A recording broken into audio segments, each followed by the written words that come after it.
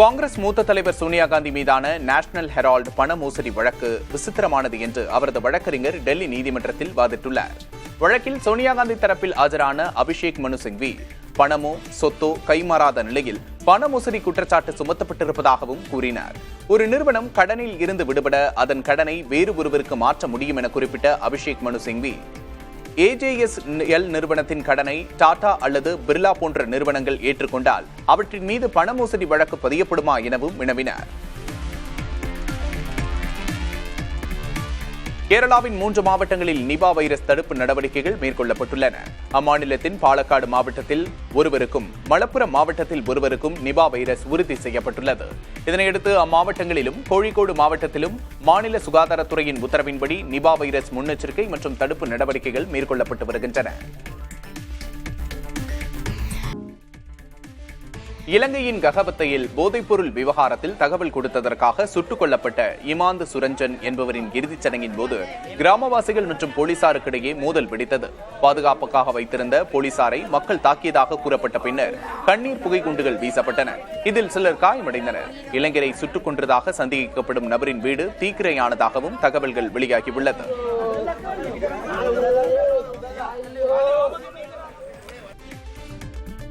அதிக வெப்பநிலையால் விந்து உற்பத்தி பாதிக்கப்படும் என்று மருத்துவ நிபுணர்கள் எச்சரித்துள்ளனர். வெப்பம் காரணமாக விந்து உற்பத்தி செயல்முறை பாதிக்கப்பட்டு DNA சிதைவு ஆகியவை அதிகரிக்கலாம் என்றும் அவர்கள் கூறுகின்றனர். இதனை தவிர்க்க தளர்வான ஆடைகளை அணிய அறிவுறுத்துகிறார்கள். மடிக்கணினி போன்ற சாதனங்களை மடியில் வைத்துக் கொள்வதை தவிர்க்குமாறும் வெந்நீர் தொட்டியில் நீண்ட நேரம் குளிக்க வேண்டாம் என்றும் கூறுகிறார்கள். தண்ணீரை அதிகம் பருகுமாறும் வைட்டமின் C மற்றும் E துத்தநாகம் அடங்கிய உணவுகளை எடுத்துக் கொள்ளுமாறும் கூறும் நிபுணர்கள் அதிக வெப்பநிலையில் நீண்ட நேரம் இருக்க வேண்டாம் என்கிறார்கள். சர்வதேச விண்வெளி மையத்தில் உள்ள இந்திய வீரர் சுபான்ஷு சுக்லா தங்களுக்கு தூங்குவது கடினமான காரியமாக இருப்பதாக தெரிவித்துள்ளார். சோதனைகளை செய்ய வேண்டும் என்ற ஆர்வம் மற்றும் உற்சாகத்தால் தூக்கம் வருவதில்லை எனவும் கூறியுள்ளார். ஹம் ரேடியோ மூலம் பேசிய அவர் சர்வதேச விண்வெளி மையத்தில் தங்களுக்கு குறைவான நேரமே இருந்தாலும் பல சோதனைகளை செய்ய விரும்புவதாகவும் குறிப்பிட்டார்.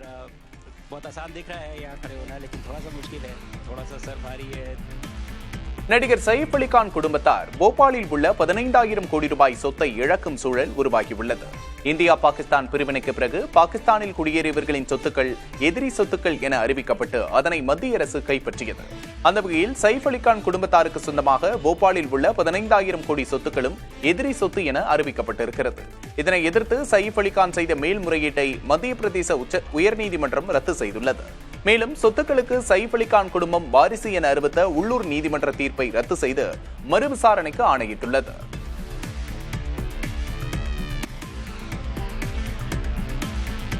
கரூர் மேலப்பாளையத்தில் உள்ள எல்லை அரசு கருப்பண்ணசுவாமி கோவில் குடமுழுக்கு விழா வெகு விமர்சையாக நடைபெற்றது. காவிரி ஆற்றிலிருந்து ஆயிரக்கணக்கான பக்தர்கள் பால்குடம் தீர்த்த குடம் எடுத்துக்கொண்டு மேளதாளம் முழங்க தேவராட்டம் ஒயிலாட்டம் ஆடியபடி ஊர்வலமாக வந்தனர். நடனமாடும் குதிரைகள், பட்டத்து யானை, ஒட்டகங்கள், ஜல்லிக்கட்டு காளைகளும் ஊர்வலத்தில் அழைத்து வரப்பட்டன.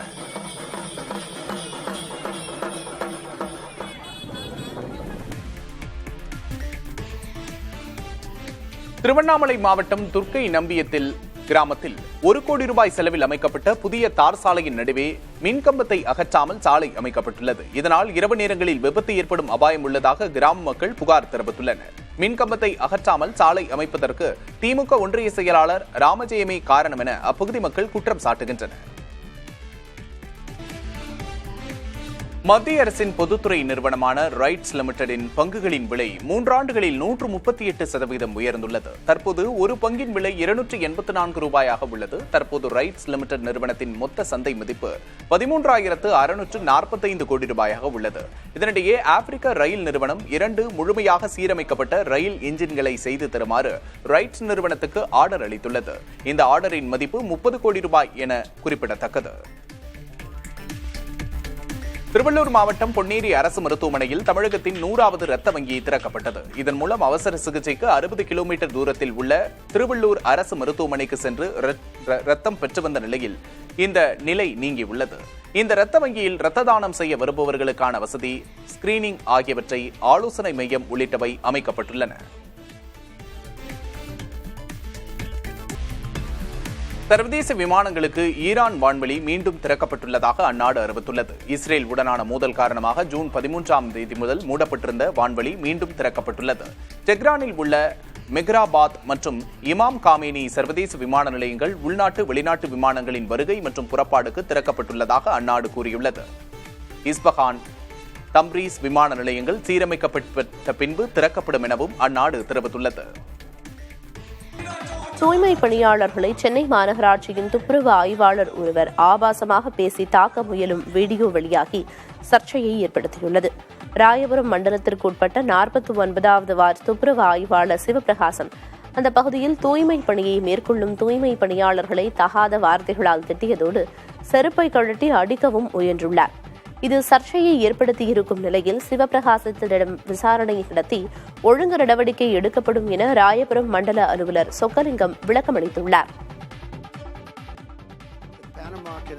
இங்கிலாந்திற்கு எதிரான 2வது டெஸ்ட் போட்டியில் இந்திய அணி தனது 2வது இன்னிங்ஸில் 244 ரன்கள் முன்னிலை பெற்றுள்ளது. போட்டியின் 3ஆம் நாளில் பேட்டிங்கை தொடர்ந்த இங்கிலாந்து அணி தனது முதல் இன்னிங்ஸில் 407 ரன்களுக்கு ஆல் அவுட் ஆனது. அந்த அணியில் அதிகபட்சமாக ஜேமி ஸ்மித் 184 ரன்களும், ஹாரி புரூக் 158 ரன்களும் எடுத்தனர். இந்திய வீரர் சிராஜ் 6 விக்கெட்டுகளையும், ஆகாஷ் தீப் 4 விக்கெட்டுகளையும் வீழ்த்தினார்.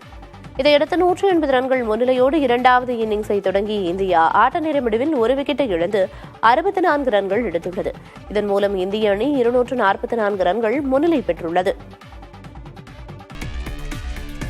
தென் மற்றும் வடகொரிய நாடுகளுக்கு இடையே எல்லை பதற்றம் நிலவும் நிலையில் வடகொரியாவை சேர்ந்த நபர் எல்லையை கடந்து தென்கொரியாவை அடைந்துள்ளார். பலமான பாதுகாப்பை கொண்ட எல்லையை கடந்த அவர் இரு நாடுகளையும் பிரிக்கும் கண்ணிவெடி நிறைந்த ராணுவமயமாக்கப்பட்ட பகுதியில் சிக்கியுள்ளார். அவரை மீட்டுள்ள தென்கொரிய ராணுவம் தனது கஸ்டடியில் வைத்துள்ளது.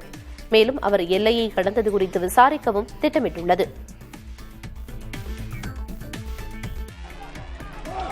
42 நாடுகளுக்கு பயணம் செய்துள்ள பிரதமர் மோடி வன்முறை காரணமாக மக்கள் உயிரிழக்கும் மணிப்பூர் மாநிலத்திற்கு செல்லவில்லை என காங்கிரஸ் தலைவர் மல்லிகார்ஜுன கார்கே விமர்சித்துள்ளார். ஹைதராபாத்தில் நடைபெற்ற நிகழ்வில் பேசிய அவர் பிரதமர் மோடியின் வெளியுறவு கொள்கை தவறானதாக அமைந்துள்ளதாகவும் அதனால் இந்தியாவிற்கு எதிரிகள் அதிகரித்திருப்பதாகவும் குறிப்பிட்டார். வெளிநாடுகளுக்கு செல்வதில் ஆர்வம் காட்டும் பிரதமர் இந்திய மக்கள் விவசாயிகள் குறித்து கவலைப்படவில்லை என்றும் கார்கே விமர்சித்தார்.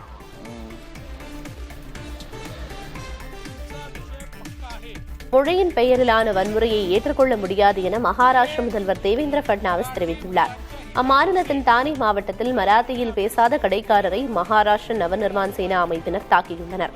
இதற்கு கண்டனம் தெரிவித்துள்ள தேவேந்திர பட்னாவிஸ் மகாராஷ்டிராவில் மராத்தி மொழி பெருமைக்கு மிகுந்த முக்கியத்துவம் உண்டு என்றும் மொழி என்ற பெயரிலான அராஜகத்தையும் வன்முறையையும் நாங்கள் பொறுத்துக் கொள்ள மாட்டோம் எனவும் கூறியுள்ளார்.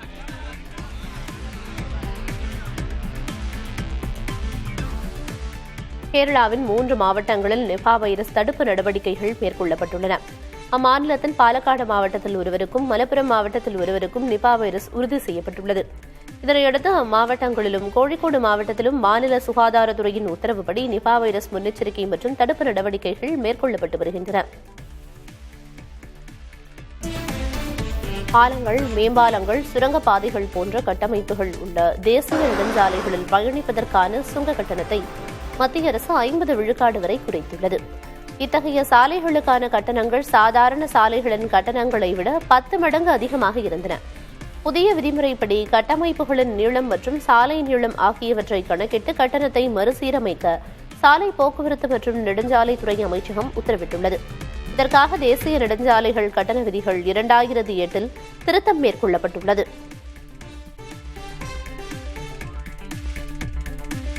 வேளச்சேரி மெட்ரோ ரயில் நிலையம் அருகே விளையாட்டு பயிற்சி மையம் அமைக்க தெற்கு ரயில்வே திட்டமிட்டுள்ளது.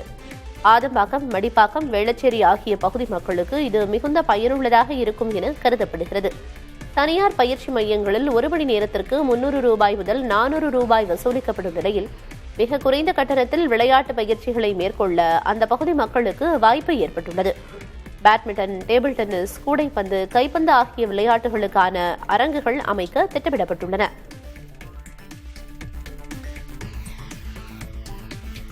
அதிக வெப்பநிலையால் விந்து உற்பத்தி பாதிக்கப்படும் என மருத்துவ நிபுணர்கள் எச்சரித்துள்ளனர்.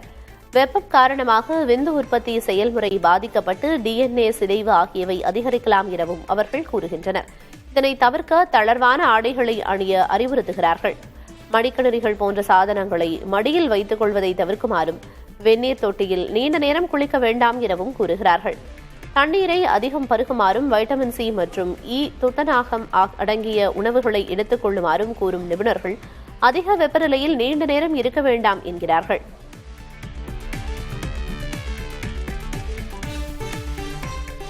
காவிரி நீர்பிடிப்பு பகுதிகளில் பெய்து வரும் கனமழை காரணமாக கர்நாடக அணைகளிலிருந்து திறக்கப்படும் நீர்வரத்து அதிகரித்துள்ளது. இதனால் தமிழக எல்லையான வெலிகுண்டுலுவுக்கு காவிரி ஆற்றில் நீர்வரத்து வினாடிக்கு 43,000 கன அடியில் இருந்து 50,000 கன அடியாக உயர்ந்துள்ளது. இதனால் ஒகேனக்கல்லில் அருவிகள் மற்றும் நடைபாதைகள் நீரில் மூழ்கியுள்ளன. அருவிகளில் குளிக்கவும் பரிசல் இயக்கவும் 11வது நாளாக தடை நீட்டிக்கப்பட்டுள்ளது. காவிரி கரையோர மக்கள் கவனமுடன் இருக்க அறிவுறுத்தப்பட்டுள்ளது.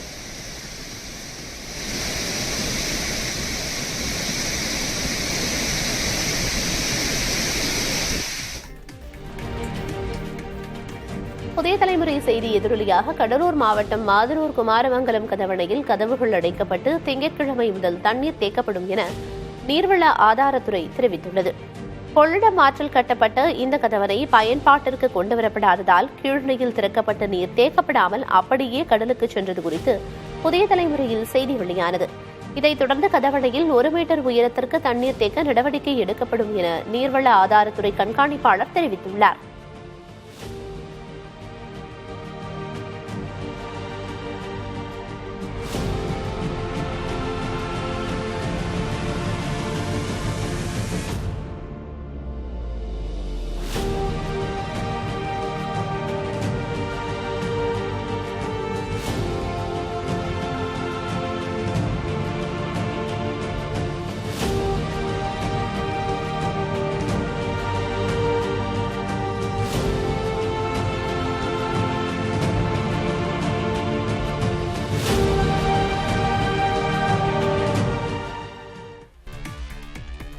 நகராட்சி நிர்வாகம் குடிநீர் வழங்கல் துறையில் காலி பணியிடங்களுக்கான நியமனங்களுக்கு விதிக்கப்பட்ட தடையை உச்சநீதிமன்றம் நீக்கியுள்ளது. இந்த வழக்கு விசாரணையில் தமிழக அரசு தரப்பில் ஆஜரான வழக்கறிஞர் இந்த விவகாரத்தை பொறுத்தவரை தமிழ் வழியில் படித்தவர்களுக்கு 20 விழுக்காடு ஒதுக்கீடு செய்ததால்தான் பிரச்சனையாக இருக்கிறது என கூறி தடையை நீக்க கோரி வாதிட்டார். விசாரணை முடிவில் காலி பணியிடங்களுக்கான நியமனங்களுக்கு விதிக்கப்பட்ட தடையை நீக்கியதோடு எதிர்மனுதாரர்கள் பதிலளிக்க நோட்டீஸ் பிறப்பித்து வழக்கை ஒத்திவைத்தனர். துங்கபத்ரா அணைக்கு நீர்வரத்து அதிகரித்துள்ளதால் அணையின் பாதுகாப்பு கருதி மதகுகள் வழியாக ஆற்றில் உபரி நீர் திறக்கப்பட்டுள்ளது. மதகுகளில் மின் விளக்குகள் பொருத்தப்பட்டிருப்பதால் இரவு நேரங்களில் வண்ண வண்ண விளக்குகளின் ஒளி நீரில் பிரதிபலிப்பது காண்போரை வெகுவாக கவர்ந்து வருகிறது. கர்நாடக மாநிலத்தில் கனமழை பெய்து வருவதால் கொப்பல் மாவட்டத்தில் உள்ள துங்கபத்ரா அணை நிரம்பியுள்ளது. 1 வருடத்துக்கு பிறகு துங்கபத்ரா அணையிலிருந்து ஆற்றுக்கு தண்ணீர் வருவதால் விவசாயிகள் மகிழ்ச்சி அடைந்துள்ளனர்.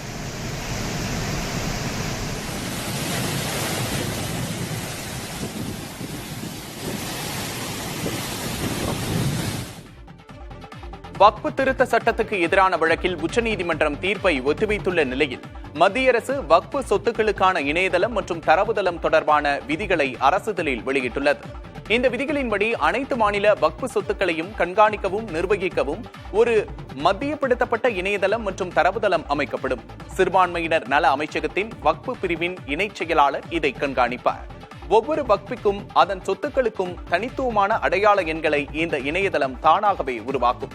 அனைத்து மாநிலங்களும் வக்ஃப் மற்றும் சொத்து விவரங்களை பதிவேற்றுவதை சீரமைக்க மத்திய அரசோடு கலந்தாலோசித்து இணைச் செயலாளர் பதவிக்கு குறையாத ஒரு அதிகாரியை இதற்காக நியமிக்க வேண்டும். இது வக்ஃப் மற்றும் வாரியத்தின் பதிவு, கணக்குகள் பராமரிப்பு, தணிக்கை மற்றும் பிற தொடர்புடைய நடவடிக்கைகள் சீராக நடப்பதை உறுதி செய்யும் என்று கூறப்பட்டுள்ளது. பீகாரில் காங்கிரஸ் கட்சி விநியோகிக்க உள்ள இலவச சானிட்டரி நாப்கின் கவர்களில் ராகுல் காந்தியின் படம் இடம்பெற்றிருப்பது சர்ச்சையாகியுள்ளது. பெண்கள் பயன்படுத்தும் பொருளில் ராகுல் காந்தியின் படம் ஏன் என ஐக்கிய ஜனதா தளம், பாஜக உள்ளிட்ட கட்சிகள் கேள்வி எழுப்பியுள்ளன. ஆனால் பீகாரில் இன்னும் பல பெண்கள் சானிட்டரி நாப்கின்களை பயன்படுத்தாத சூழலில் இருக்கிறார்கள். இந்த அசல் பிரச்சனையை திசை திருப்பவே ஆளும் கட்சி ராகுல் காந்தியின் புகைப்படத்தை வைத்து சர்ச்சையை கிளப்ப முயல்கிறது என்று அல்கா லம்பா கூறியுள்ளார்.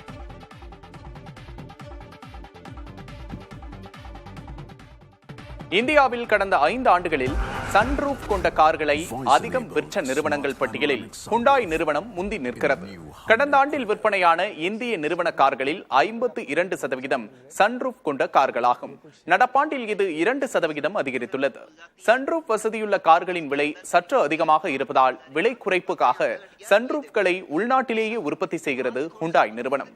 ஒரு காலத்தில் சொகுசு கார்களில் மட்டுமே இருக்கும் சன்ரூஃப் அம்சம் இப்போது நடுத்தர மக்கள் வாங்கும் கார்களிலும் இடம்பெற்றுள்ளது.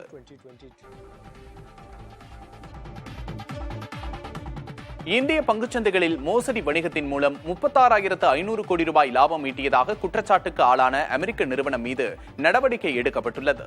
மோசடியில் ஈடுபட்டது உறுதி செய்யப்பட்டதை அடுத்து பங்கு வணிக நிறுவனமான ஜானி ஸ்ட்ரீட் குழுமத்துக்கு இடைக்கால தடை விதித்து செபி நடவடிக்கை எடுத்துள்ளது.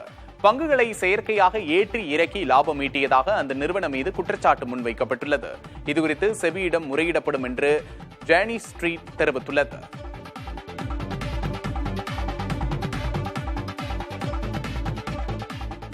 கெடு தேதி நெருங்குகிறது என்பதற்காக வர்த்தக ஒப்பந்தத்தில் இந்தியா அவசரமாக கையெழுத்திடாது என்று மத்திய வர்த்தகத்துறை அமைச்சர் பியூஷ் கோயல் கூறியுள்ளார். டெல்லியில் செய்தியாளர்களிடம் பேசிய அவர், எந்த ஒரு ஒப்பந்தமும் இருதரப்புக்கும் பலன் தர வேண்டும் என்றும் அவர் தெரிவித்தார். இந்தியா உள்ளிட்ட நாடுகளுக்கு அமெரிக்க அதிபர் டிரம்ப் விதித்த பதில் வரி அமலுக்கு வர இன்னும் 4 நாட்களே உள்ளன. ஆனால் சமரசம் செய்து கொள்ள அமெரிக்காவுடன் இந்தியா நடத்திய பேச்சுவார்த்தையில் முடிவு எட்டப்படவில்லை என தெரிகிறது. தங்கள் விளைபொருட்கள், பால் பொருட்களுக்கு இந்திய சந்தையை திறக்க அமெரிக்கா நெருக்கடி தந்து வரும் நிலையில் அமைச்சர் பியூஷ் கோயலின் விளக்கம் வெளியாகியுள்ளது.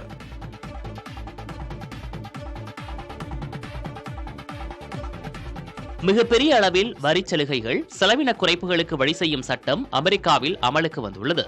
நாடாளுமன்றத்தின் இரு அவைகளிலும் குறைந்த வாக்கு வித்தியாசத்தில் ஒப்புதல் பெறப்பட்ட நிலையில் அதிபர் டிரம்ப் அம்மசோதாவில் கையெழுத்திட்டார். மூத்த குடிமக்கள், பெற்றோர் என பல்வேறு தரப்பினருக்கும் வரி சலுகைகள் வழங்கப்பட்டுள்ள நிலையில் ஏராளமான பொருட்களுக்கும் வரி குறைக்கப்பட்டுள்ளது. அதே நேரம் அரசின் பல்வேறு துறைகளுக்கான ஒதுக்கீட்டையும் இச்சட்டம் அதிகரிக்கிறது. தனது மிக அழகிய சட்டம் அமலுக்கு வருவதன் மூலம் அமெரிக்கா மென்மேலும் முன்னேற்ற பாதையில் செல்லும் என அதிபர் டிரம்ப் கூறியுள்ளார். ஆனால் ஏழை எளிய மக்களிடம் உள்ள பணத்தை பறித்து கோடீஸ்வரர்களுக்கு தரவே டிரம்பின் சட்டம் வழி செய்யும் என எதிர்க்கட்சியான ஜனநாயக கட்சி விமர்சித்துள்ளது. இதனால் லட்சக்கணக்கான வேலை இழப்பு ஏற்படும் என்றும் அக்கட்சி அச்சம் தெரிவித்துள்ளது. ஈரானிலிருந்து சர்வதேச அணுசக்தி முகமை அதிகாரிகள் வெளியேறியுள்ளனர். இது தொடர்பாக தனது எக்ஸ் தளத்தில் பதிவிட்டுள்ள சர்வதேச அணுசக்தி முகமை, தங்கள் பணியாளர்கள் அனைவரும் ஆஸ்திரியாவின் வியன்னாவில் உள்ள தலைமையகத்துக்கு திரும்புவர் என கூறியுள்ளது. சர்வதேச அணுசக்தி முகமையுடன் ஒத்துழைக்கப் போவதில்லை என்று ஈரான் கூறியதை அடுத்து இந்நடவடிக்கை மேற்கொள்ளப்பட்டுள்ளது. அணுசக்தி திட்டங்களை கண்காணிப்பது தொடர்பான பேச்சுக்களை விரைவில் தொடங்க சர்வதேச அணுசக்தி முகமை தலைவர் வலியுறுத்தியுள்ளார்.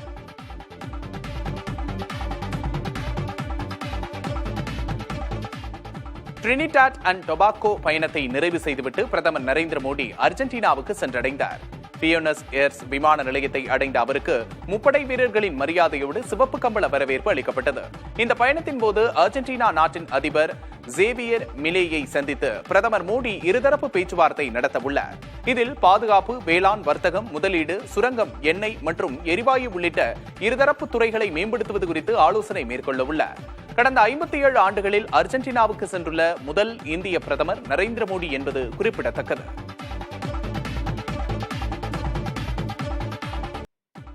மூத்த தமிழறிஞர் பெருங்கவி கோ. வ.மு. சேதுராமன் உடல் நலக்குறைவு காரணமாக சென்னையில் காலமானார்.